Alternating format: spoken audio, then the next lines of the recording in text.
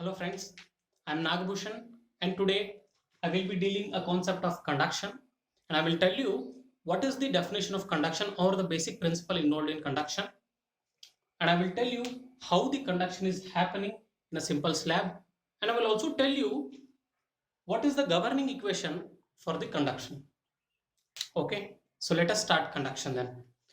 So conduction is a mode of heat transfer. It is one of the mode of heat transfer in which the conduction is happening due to the lattice vibration and also by the movement of electrons. So the percentage of heat transfer which is happening by the electron motion is 30% of the heat transfer, and due to lattice vibration the heat transfer is happening 70%. Okay, so by two ways conduction is happening. The first one is lattice vibration, and the second one is motion of the electrons are moving from one place to another place. In that process also heat transfer is happening. Okay, so we will see how the heat transfer is happening. So consider a slab in which one temperature is T1, or one side of the face is maintained and at temperature T1, and the other side is maintained at T2. So this T1 and T2 is very important, because if there is no temperature difference or the temperature gradient throughout the length, the heat transfer will not happen.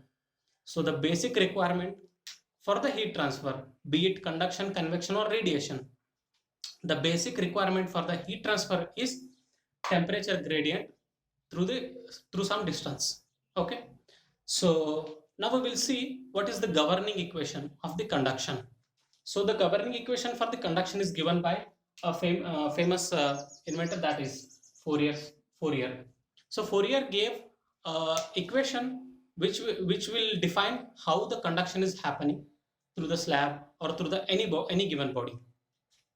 So Q is equal to Ka minus dt by dx. So this is the basic equation which was given by Fourier, or it can also be put into words like this. The heat flux is directly proportional to the heat flux is directly proportional to the ratio of temperature and the distance, or change in temperature to the distance. So I said you a word, that is heat flux. What is heat flux? Heat flux is Q by A. That means heat transfer per area, that is heat flux. If you bring A here, Q by A is directly proportional to the negative gradient of temperature. Negative gradient of temperature. Why this is negative? You can see the figure here. So this is temperature 1 and temperature 2.